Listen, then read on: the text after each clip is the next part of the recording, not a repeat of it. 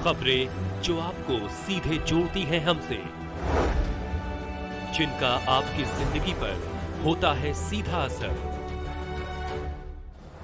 खबरों की वही तस्वीर, बिना बदले बिना डरे, जज्बात सच का लिए, सच दिखाते हैं हम। प्रथम एजेंडा, आपका अपना अखबार। एक बच्चा जन्म लेता है तो हर माँ बाप चाहते हैं कि वो डॉक्टर बने, पुलिस ऑफिसर बने, तो वो कैदी बन जाता है कि सोसाइटी ऐसी होती है। तो ऐसी कुछ शिक्षा की कमी रह जाती है। ये आपने बहुत अच्छा सवाल किया। यकीन मानना, रुक्के मार मार के कहा था कि बेटा हुआ है और थाली बजाई और लड्डू बांटे। तुमने उनको क्या सबक दिया? जेल में कैद होना पड़ता है तो नहीं लगता कि आपको कभी कभी कानून व्यवस्था पर भी सवाल उठता है, कभी कभी कि जो बेकसूर होता है वो कभी कभी सजा भी होता है, फिर वो आगे जाके हुंकार कैदी बन जाता है। आप खुद एक युवा पत्रकार हैं और मैं देख रहा हूं कि जोश है और इतने अच्छे आप के दिमाग में अगर आइडियाज और सवाल आ रहे हैं तो यकीनन कुछ ना कुछ तो आप दूसरों से अलग हैं। तो अपनी काबिलियत पर अपने भरोसा रखें। लोग डंडा चलाते हैं, अजय भाटिया जी प्यार देते हैं। ये तो उनसे पूछिए जो प्यार करते हैं भाई। ये ईडी सीबीआई के छापे पड़ते हैं तो लाखों करोड़ों रुपए निकलते हैं। आज पत्रकार का छापा पड़ा अजय भाटिया जी के घर तो 30 साल पुराने पेपर निकले। देखो भाई, ये तो पूंजी मैंने कमाई है। तिहाड़ जेल के सिस्टम की जब बात होती है तो कैसे इतने जैमर लगने के बाद भी कैसे मोबाइल यूज करते हैं कैदी? आपको पता है रेड लाइट है, ठीक है, रेड लाइट पे रुकना चाहिए, मगर फिर भी हम शहर में चलने वाले लोग चाहे जाने या अनजाने में रेड लाइट क्रॉस करते हैं नहीं करते? कहा कि रेड लाइट होने के बाद भी लोग जंप करते हैं। इंटरेस्टिंग सवाल होगा, सुनेंगे। जंप करते हैं, जब वहीं कैमरा लगा होता है तो लोग 10 बार सोचते हैं कि चालान घर आ जाएगा, लेकिन जब तिहाड़ जेल में जैमर होता है उसके बाद भी फोन कैसे चल जाते हैं सर, और कैसे अंदर आ जाते हैं? नहीं, देखिए मैंने कि आज भी डिपार्टमेंट में कुछ कमी है। नहीं, ऐसा कुछ नहीं है। देखिए हर सिस्टम में है, रेड लाइट है, कैमरे लगे हैं, फिर भी लोग जंप करते हैं। एक ऑफिसर देखा है जो प्यार से तो समझा रहा है जेल में, और वो अपनी संस्था से बच्चों को भी शिक्षा दे रहा है। एक आपकी संस्था है पंख, आप वो पंख लगा रहे हैं उन्होंने, और वही बच्चे आज उड़कर कभी डॉक्टर बनेंगे, कोई पुलिस ऑफिसर बनेगा। यही काम मुझे करना है तो क्यों ना मैं एक ऐसे हालात क्रिएट करूं, ऐसा कुछ करूं कि ये बच्चे दलदल में गिरे ही नहीं, ये अपराधी बने ही नहीं। नमस्कार, प्रथम एजेंडा में आपका स्वागत है। मैं हनी महाजन। प्रथम एजेंडा आपको ऐसे सुरमाओं से मिलाता है जो देश ही नहीं देश से बाहर भी समाज सेवा कर रहे हैं। सबसे पहले कार्यक्रम की शुरुआत करने से पहले मैं आपको उनके बारे में एक परिचय दे दूं। ये अजय भाटिया जी हैं जो सुप्रीडेंट है तिहाड़ जेल से, तो पहले थे, अब वह मंडौली जिले में सुप्रीडेंट है। इससे पहले मैं आपको बता दूं, ये एक ऐसी मसीहा है जो किसी परिचय के मोहताज नहीं है। मैं आपको बताना चाहूँगा, ये एक एनजीओ भी चला रहे हैं जिसके संस्था का नाम है पंख। और ये पहले तो आपको बता दूं कि लोग सुप्रीडेंट के नाम से डरते हैं। उनका लगता है कि उनके डंडे में इतनी ताकत है कि कैदी भी कांपते हैं, लेकिन इनका डंडा नहीं चलता, इनके प्यार से कैदी काबू में आ जाते हैं। आइए सीधा आपको इनसे परिचय कराते हैं। सर, बहुत बहुत स्वागत है आपका। Thank you and very good evening to all of you. और मुझे खुशी हुई कि आज आप लोग समय निकाल के यहाँ आए और जो मेरे साथ थोड़ा सा टाइम स्पेंड किया और मेरी जितनी भी थोड़ी सी मेहनत है उसको आपने देखा, सराहा। मेरे लिए ये बहुत बड़ी बात है। सर, बहुत बातें हैं, मैंने बहुत जाना आपको।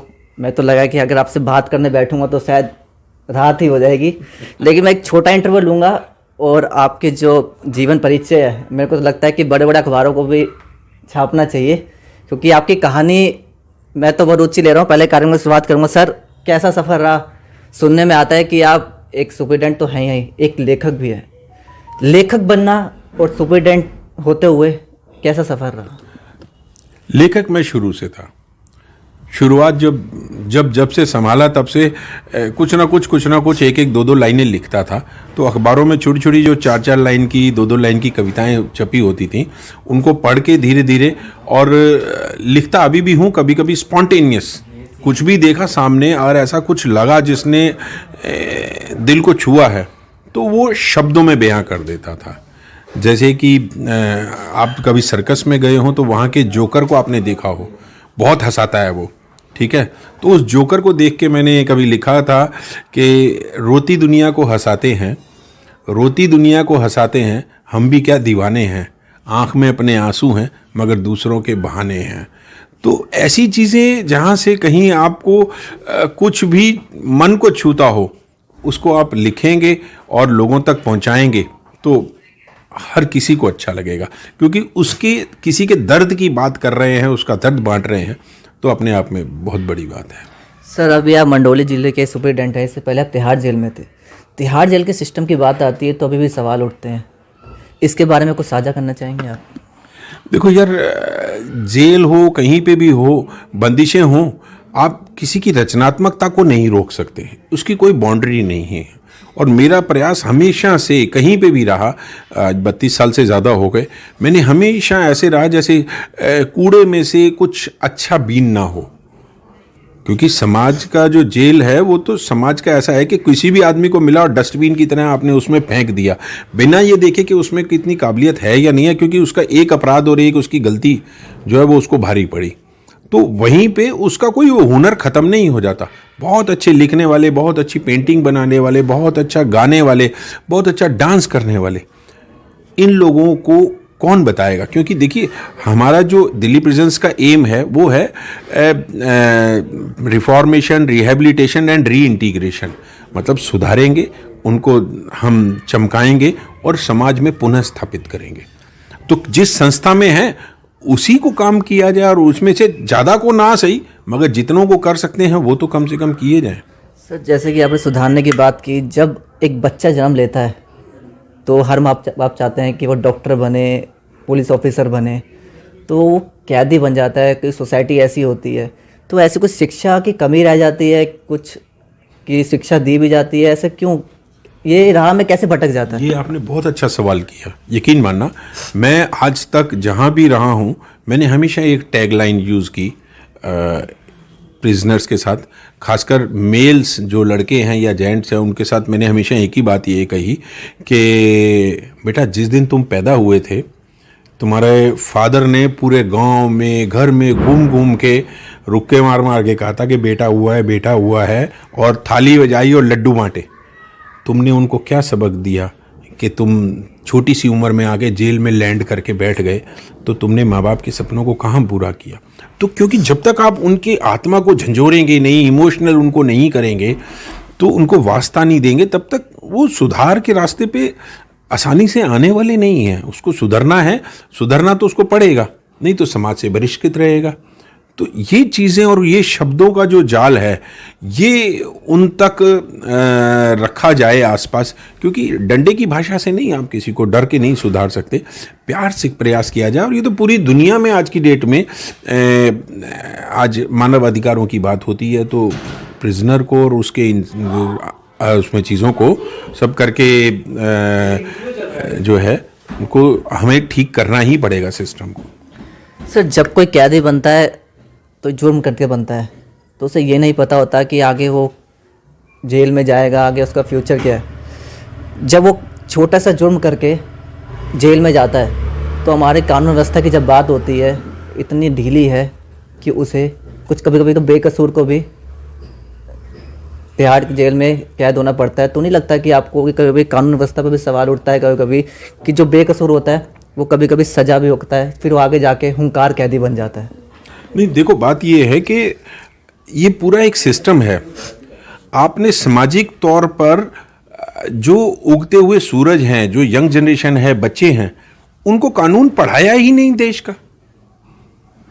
आप जब उनको ना तो सामाजिक शिक्षा दे रहे हो, ना उनको, खासकर बेसिकली हर स्टूडेंट को, हर बच्चे को कानून की पढ़ाई तो होनी ही चाहिए। इसीलिए मैं जहाँ किसी स्कूल कॉलेज में एज ए स्पीकर जाता हूँ तो मैं सबसे पहले उसको, ये भी कोई मेरे को अगर 12th 11th क्लास का कोई बच्चा मिलता है तो मैं कहता हूँ बेटा 12th करती सीधी सी लॉ कर लेना, लॉ कर लेना। क्यों?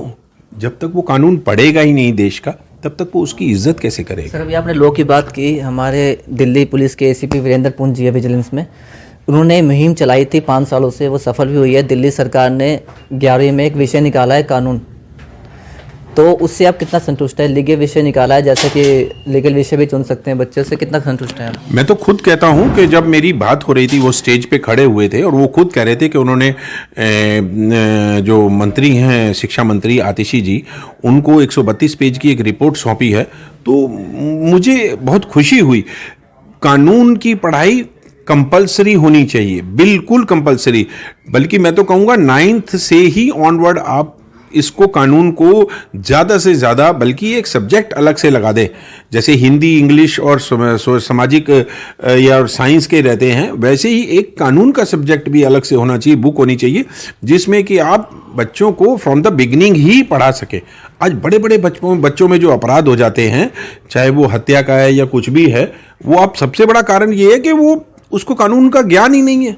वो क्या करेगा? साइकोलॉजी पढ़ेगा, कुछ भी पढ़ेगा, मगर ज्ञान से और लॉ से तो, हमारे कानून से तो बहुत दूर है ना। तो ये मैंडेटरी है। वो ग्रेजुएशन करने के लिए 12 साल ज्ञान लॉ नहीं पढ़ा, मगर 12 साल के बाद वो सिर्फ और सिर्फ लॉ पढ़ रहा है। उसका धीरे धीरे इंट्रोडक्शन अगर हो तो उसका जो बाकी भी बच्चे हैं उनका भी इंटरेस्ट लॉ की तरफ जाएगा। सर, हमारे देश में आज भी जो एडवोकेट हैं, अगर कोई भी बच्चा चाहे नाबालिग हो, उनका गैंग होता है, वो कोई भी जुर्म करता है, तो जो हमारे एडवोकेट होते हैं वो खुश क्यों होते हैं? अगर वो गैंग है, 10 का गैंग होता है, तो वो खुश क्यों होते हैं कि हमें 10 केस मिल गए? वो ऐसा मैसेज क्यों नहीं देते कि जो 10 का गैंग है इसे सुधारा भी जा सकता है? ऐसा मैसेज, ऐसी शिक्षा कब मिलेगी हमारे देश में इस बच्चों को? ये बात मैं जब भी किसी लॉ स्टूडेंट्स के ग्रुप में जाता हूँ तो मैं उनसे अक्सर बात करता हूं कि यार, ये काला कोट पहनते ही कैट रेस क्यों शुरू हो जाती है? ठीक है, जब तक आप स्टूडेंट हैं तब तक तो बहुत अच्छे लगते हैं, सब बातें होती हैं, मगर जहां प्रोफेशन को अडॉप्ट करने की बात आती है तो देखो, हर प्रोफेशन में कुछ ना कुछ टैक्टिक्स हैं। ठीक है, तो किसी एक के ऊपर अगर किसी ने किसी चीज़ को उठाया तो इसका मतलब ये नहीं कि सारे एडवोकेट और सारी लॉ स्ट्रीम सोसाइटी जो है वो गलत हो गई। हर समाज, हर फील्ड में, हर क्षेत्र में आपको कुछ गलत भी मिलेंगे, गलत ज़्यादा मिल जाएंगे, सही कम मिलेंगे। जो सही हैं वो ऊंचाइयों पे पहुंच जाएंगे, जो गलत होंगे वो कहीं भी नहीं पहुंचेंगे। तो आप इस बात से मत घबराइए कि कौन क्या बोल रहा है, क्या नहीं बोल रहा।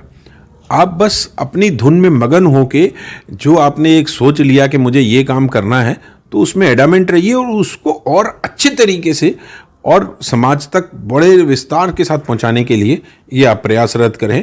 आप खुद एक युवा पत्रकार हैं और मैं देख रहा हूं कि जोश है और इतने अच्छे अच्छे आप के दिमाग में अगर आइडियाज़ और सवाल आ रहे हैं, तो यकीनन कुछ ना कुछ तो आप दूसरों से अलग हैं। तो अपनी काबिलियत पर अपना भरोसा रखें और उस पर आप बस चलते रहें। कुछ नई सारे, हमारे समाज में बहुत सारी चीज़ें, विसंगतियां हैं अभी दूर करने की, बस हमें दिन रात उनके ऊपर काम करना चाहिए यार। जब भी अजय भाटिया की बात आती है तो वहाँ डंडा नहीं, कैदियों पर प्यार चलता है। अजय भाटिया में क्या खासियत है? लोग डंडा चलाते हैं, अजय भाटिया जी प्यार देते हैं। ये तो उनसे पूछिए जो प्यार करते हैं भाई। ठीक है ना, मेरे पास जो मन में रहता है, क्योंकि देखिए अभी ये उम्र हो गई, अगर कोई मेरे सामने 30-35 साल का या 25 साल का या 18 साल का या कोई 40 साल का भी खड़ा है, तो वो मेरे से तो उम्र में छोटा है, तजुर्बे से छोटा है, तो भाई मुझे तो उसको प्यार ही देना है। डराना धमकाना तो तब की बात है जब वो बिल्कुल उद्दंड हो जाए और जो कंट्रोल से बाहर हो जाए। अगर वो प्यार से ज़्यादातर जो है मान जाते हैं तो खुशी होती है, क्योंकि अब मेरी उम्र, बेटे के उम्र के या बच्चों की उम्र के बच्चे हैं, तो उनको तो प्यार से ही समझाया जाएगा ना, क्योंकि जीवन का जितना तजुर्बा है उनको ज़बरदस्ती नहीं पिलाया जा सकता। बस प्यार से, अपने तजुर्बे से और अपने काम से उनकी आंखें खोली जा सकती हैं कि देखो, अगर मैं प्रयास कर सकता हूं तो आप भी कर सकते हो। सड़क तो सबके लिए बनी हुई है चलने के लिए। अब कोई साइकिल पे चले, कोई रिक्शा पे चले, कोई महंगी कार पे चले, मगर हर एक की क्षमता है। सड़क तो सबके लिए बनी हुई है ना। आपको तो किसी ने नहीं रोका कि आप साइकिल पे जा रहे हो, भाई आप भी बड़ी गाड़ी लेके निकल सकते हो, आपकी क्षमता के ऊपर है। अभी ईडी सीबीआई के छापे पड़ते हैं तो लाखों करोड़ों रुपए निकलते हैं। आज पत्रकार का छापा पड़ा अजय भाटिया जी के घर, तो 30 साल पुराने पेपर निकले। देखो भाई, ये तो पूंजी मैंने कमाई है, ठीक है ना। तो शौक है, क्योंकि इन सब पुरानी चीज़ों में वो रखा हुआ है, इन पुराने अखबारों में, जो शायद आपके जन्म से पहले के हैं, तो और जो आपने मिस कर दिए, शायद तब तक आपका ध्यान और विजन उधर नहीं गया। हो सकता है मेरे न्यूज़पेपर्स कलेक्शन देखने के बाद आज कल से आपका एक नया विजन क्रिएट हो कि यार ये आइडिया और ये चीज़ें हैं, और आप खुद पत्रकार हैं तो आपको टाइटलिंग करनी है, खबर लिखनी है और चीज़ों को बनाना है, तो कुछ तो नयापन डालना पड़ेगा ना। तो वो कहाँ से लाओगे? किसी से सूरज उगता है, रोज उगता है, कुछ नई ऊर्जा देता है। हम कहीं अंधेरे में ही अगर जिंदगी भर रहेंगे तो उजाला कहाँ से मिलेगा फिर?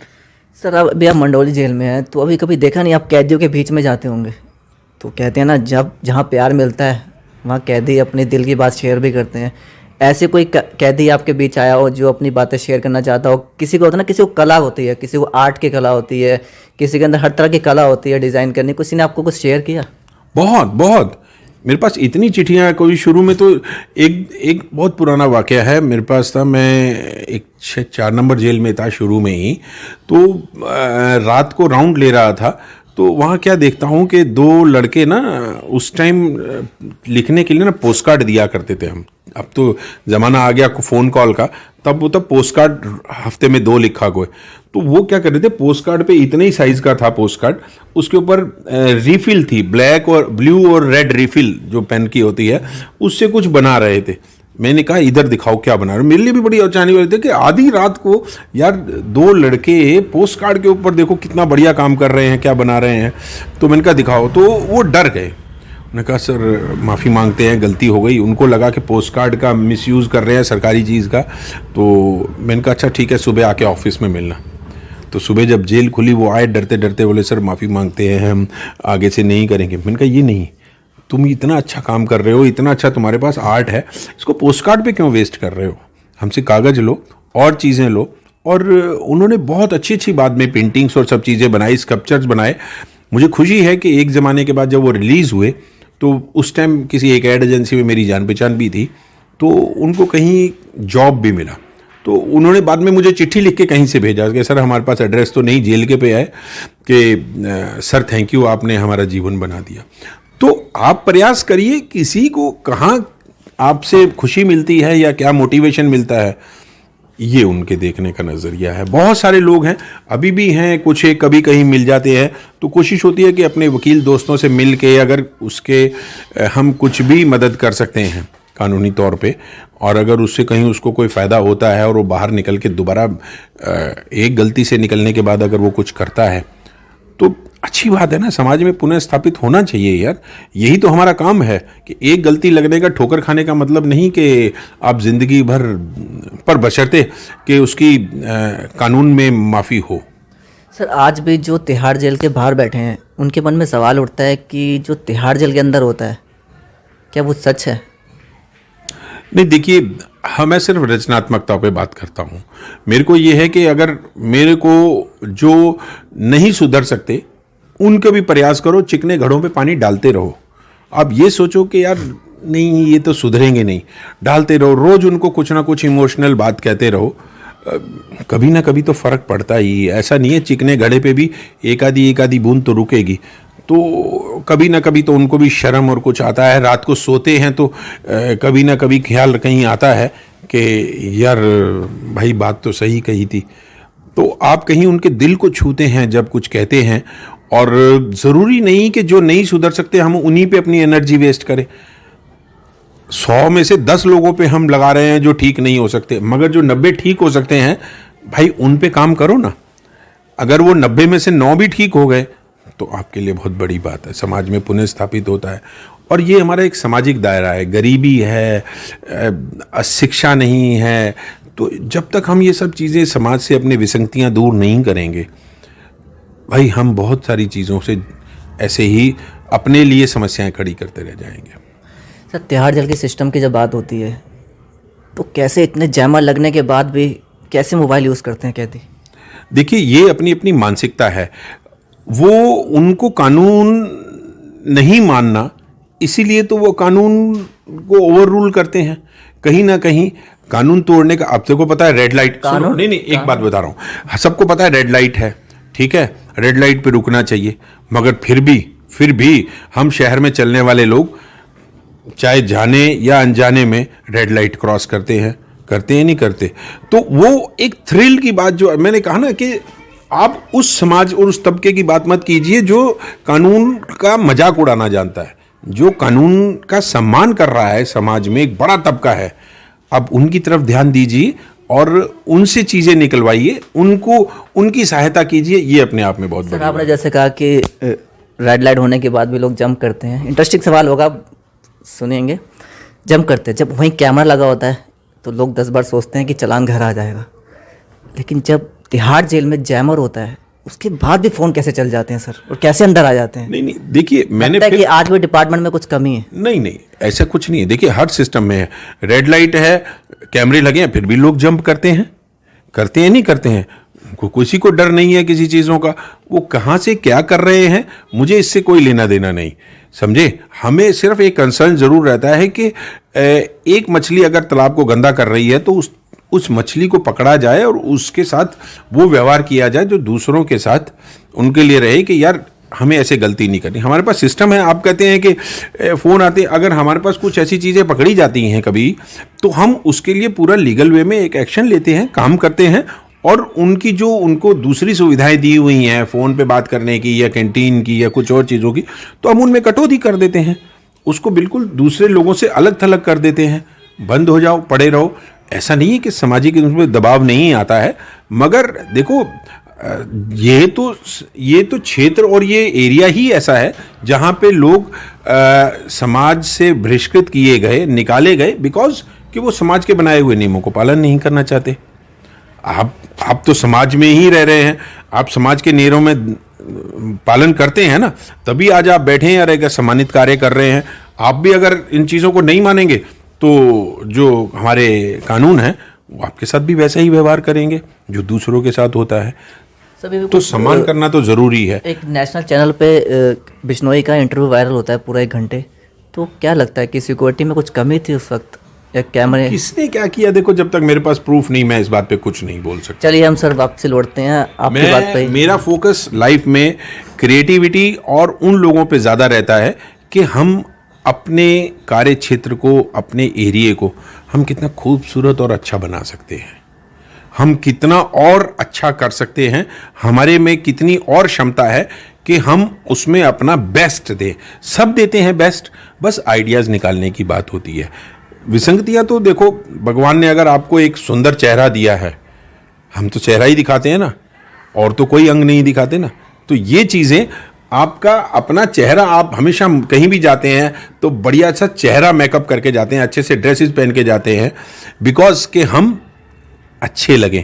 अदरवाइज़ तो शायद हम निक्कर बनियान में भी चले जाएं तो कोई फंक्शन में कोई मनाई वाली बात नहीं होती, मगर सामाजिक बनाए हुए हमारे एक दायरे हैं, हमें उनमें रहना चाहिए। सर पहला एक ऑफिसर देखा है जो प्यार से तो समझा रहा है जेल में, और वो अपनी संस्था से बच्चों को भी शिक्षा दे रहा है। एक आपकी संस्था है पंख, आप वो पंख लगा रहे हैं उन्होंने, और वही बच्चे आज उड़कर कभी डॉक्टर बनेंगे, कोई पुलिस ऑफिसर बनेगा, तो क्या कहना चाहेंगे इसमें? देखो मैं वहाँ काम कर रहा था तो वो मेरे लिए यही रहा कि जब मैं इन बच्चों को यहाँ आ गए, गिर गए दलदल में, इनको नहलाऊं, धुलाऊं, पोंछूं, साफ करूं, सुंदर बनाऊं और फिर वापस भेजूं, यही काम मुझे करना है। तो क्यों ना मैं एक ऐसे हालात क्रिएट करूं, ऐसा कुछ करूं कि ये बच्चे दलदल में गिरे ही नहीं, ये अपराधी बने ही नहीं इस चीज़। और 15 साल के मेरे इस प्रयास में मैं आज खुश होता हूं कि क्योंकि पिछले महीने यहीं बाहर से कोई 4-6 बच्चे सरकारी स्कूल से भागे भागे छुट्टी के बाद जा रहे थे,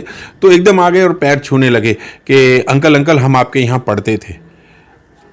बड़ी खुशी हुई कि देखो स्कूल में पहुंच गए। और अब हर जगह प्रयास हमारा रोज यही रहता है कि जो बच्चे आ रहे हैं, अगर उनकी स्कूल जाने की उम्र हो गई, जैसे कि अभी हमने मंगलवार को ही पीटीएम रखी हुई है, तो 2 जो और हमारे ग्रुप के लोग आ रहे हैं वो सब हैं, वो हम माँ बाप से बात करते हैं कि बताइए आपके बच्चे को EWS में डालना है, स्कूल में किसी प्राइवेट स्कूल में है, सरकारी स्कूल में, मगर इनको शिक्षा ज़रूर दिलाइए। हम अपनी तरफ से भी प्रयास करते हैं कि बच्चों को क्या से क्या बेस्ट दे सकते हैं वो उनको देना है। बच्चों को हेलो हाय और कुछ करना नहीं सिखाते, उनको यहाँ पे आते हैं तो नमस्ते, पैर छूना, ऐसे ही संस्कार देने हैं कि वो आपका नहीं, पूरे समाज में जहाँ कहीं भी जाएं उनके अंदर वो शुरू से ये संस्कार आ जाएं। हमारी संस्कृति और हमारे देश में बहुत कुछ है जो हम बस बच्चों को देते नहीं हैं। सीधी सी अगर आपके कोई संस्था के साथ जुड़ना चाहे तो कैसे जोड़ सकते हैं? Most welcome, always welcome. और ये प्लेटफॉर्म सबके लिए है, इसमें मेरे अकेले का कुछ नहीं। बस हमने गाड़ी चला दी, अब वो गाड़ी चल रही है, चलती गाड़ी में बैठिए और आप आइए, अपने खुशियाँ बांटिए और खुश होइए। बच्चे उस फूल की तरह होते हैं जो जब भी उठेंगे हंसते हुए मिलेंगे। अगर वो हंसते होंगे तो आपको हमेशा खुशी देंगे, महकाएंगे। हम तो सब बड़े हो गए, सिर्फ मतलब से हंसते हैं, खुश होते हैं। कुछ मिलेगा तो खुश होंगे, नहीं मिलेगा तो उदास हो जाएंगे। मगर ये बच्चे ऐसे हैं जिनको कुछ दें या ना दें, वो बच्चे हमेशा खुश रहेंगे, आपको मुस्कुराते हुए मिलेंगे।